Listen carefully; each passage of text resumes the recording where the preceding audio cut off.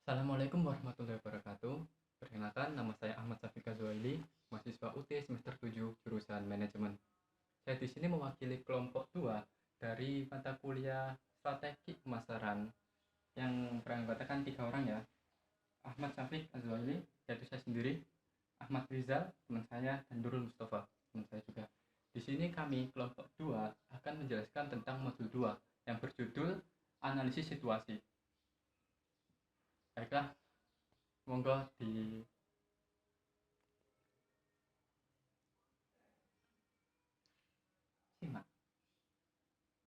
Oke. Analisis situasi. Strategi yang akan kita terapkan harus sesuai dengan situasi yang ada saat ini. Nah, untuk menyeimbangkan antara situasi dengan strategi tadi, maka munculnya yang namanya analisis situasi sebagai media pembahasan dua hal tersebut atau penyambung lah, cara gitu. Nah, ada pepatah pernah mengatakan bahwa apabila kamu ingin memenangkan suatu pertempuran, kamu harus mengenal dirimu sendiri dan mengenal lawanmu.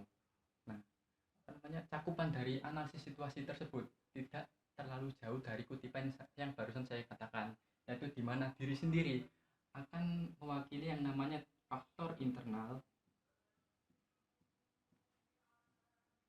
sedangkan lawan atau musuh akan mewakili faktor eksternal.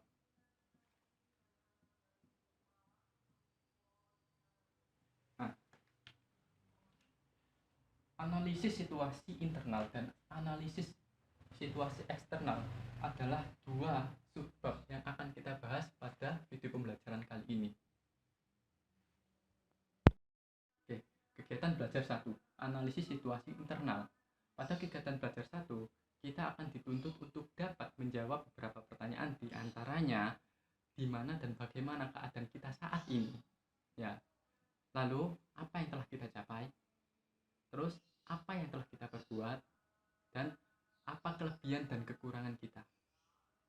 Nah, untuk bisa menjawab beberapa pertanyaan itu ya, dan lain sebagainya, maka kita akan menggunakan 5 langkah atau 5 kali analisa atau 5 kali review, yaitu yang pertama review atau analisa sasaran, strategi, dan kinerja. Yang kedua adalah review sumber daya. Yang ketiga adalah review budaya, lalu review organisasi, dan yang terakhir adalah review kekuatan dan kelemahan kita. Oke, poin nomor 1, review sasaran, strategi, dan kinerja. Pada poin ini menurut Wilson dan Gillian adalah menyangkut tentang evaluasi dan keefektifan perusahaan ya terhadap sasaran yang telah ditentukan di awal.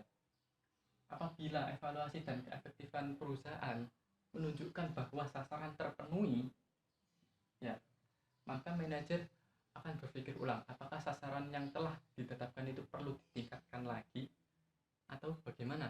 Nah, tapi apabila sasaran itu tidak dipenuhi, maka manajer akan berusaha memikirkan apakah sasaran telah ditetapkan ini perlu untuk diturunkan standarnya atau manajer ini perlu untuk mengganti strateginya dalam mengelola perusahaan. Dalam hal ini, manajer akan memeriksa atau menganalisis kinerja pemasaran yang berupa volume penjualan, profitabilitas, lalu pangsa pasar. Nah, bisa dilakukan dalam ruang lingkup per merek, terus lini produk, segmen pasar, atau unit bisnis, dan sebagainya. Dalam poin ini, alat bantu yang dapat digunakan untuk mengetahui variabel-variabel berpengaruhnya adalah marketing metric. Marketing metric adalah aspek dasar yang dapat digunakan oleh manajer untuk mengetahui tren, dinamika, dan karakteristik dari suatu pemasaran. Misalnya saja harga emas. Harga emas itu trennya setiap tahun itu akan meningkat harganya. Dinamikanya setiap harinya itu naik turun harganya. Nah, sedangkan karakteristiknya yaitu atribut dan lain sebagainya. Nah, marketing metric sendiri harus diperhatikan setiap waktu dan dapat juga dibandingkan dengan perhitungan dari lawan saing. Nah, adapun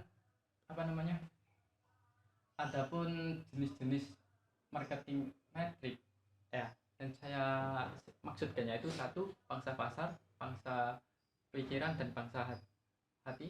Ya, dua, margin dan keuntungan. Tiga, manajemen dan portofolio produk. Keempat, profitabilitas konsumen. Kelima, manajemen saluran dan tenaga penjualan. Keenam, strategi penetapan harga. Tujuh, promosi.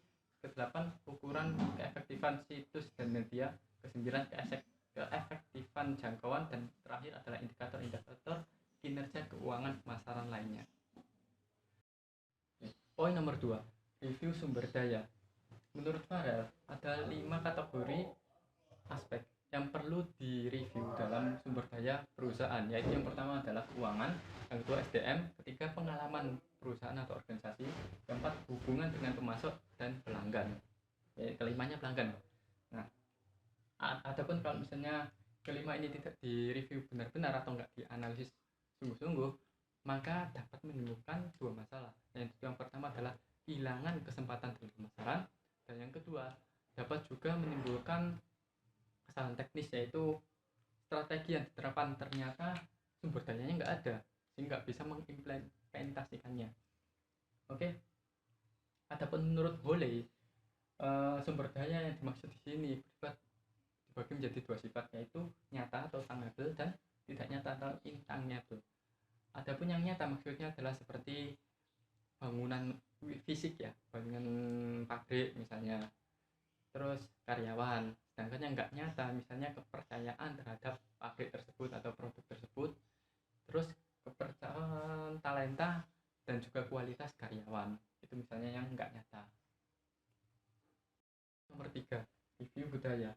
Menurut Jakbo, budaya adalah sistem nilai, keyakinan, asumsi yang diberlakukan pada individu secara bersama pada suatu grup atau organisasi. Sedangkan menurut Jain, budaya adalah pemberi arah perilaku atau action yang diberlakukan pada setiap orang ya. Foto aja sih. Nah, sedangkan Nyatbuk dan Acar berpendapat bahwa keberhasilan strategi tidak terlepas dari budaya organisasi yang sesuai, yang dapat berpengaruh pada kepuasan konsumen dan tingkat pengembalian aset.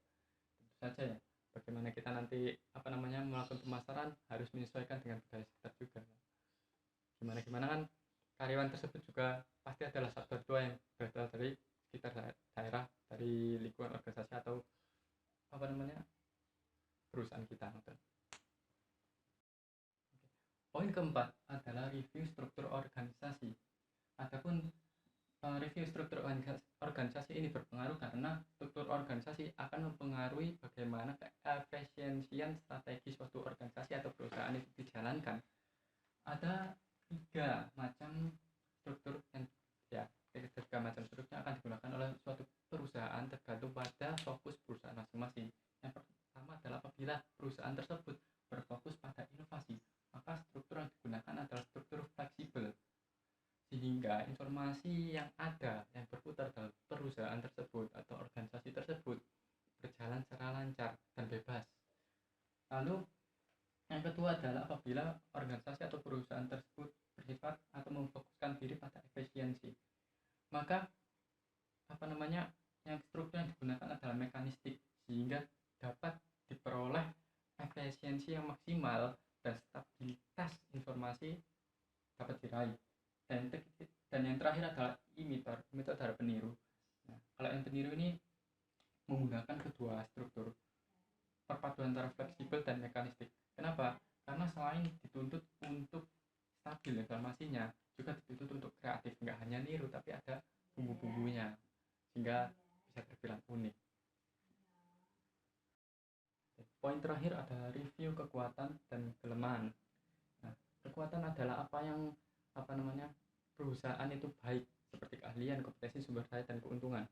Sedangkan kelemahan adalah di mana perusahaan itu buruk dalamnya, yaitu kekurangan perusahaan seperti membahayakan kekurangan perusahaan yang menghambat kinerja perusahaan dalam bersaing.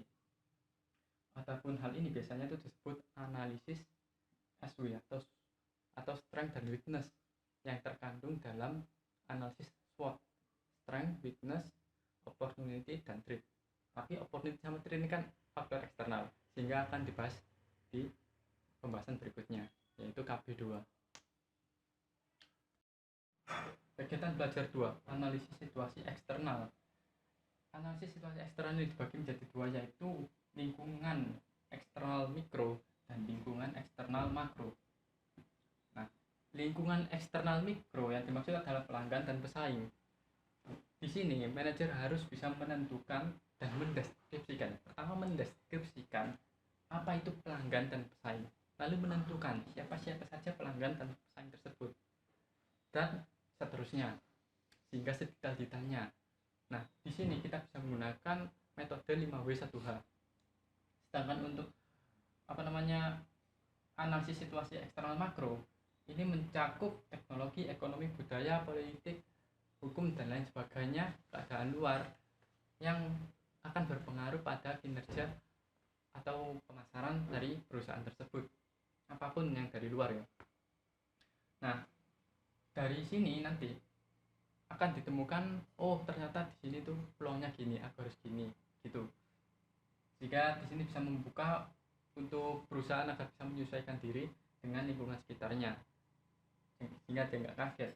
Nah, perpaduan antara KB1 dan KB2 ini bisa dirangkum menjadi satu ya, yaitu analisis SWOT, strength, weakness, opportunity, dan threat, di mana strength dan weakness adalah menilai kelemahan dan kekurangan diri sendiri, sedangkan opportunity dan threat ya adalah menilai kekurangan dan kelemahan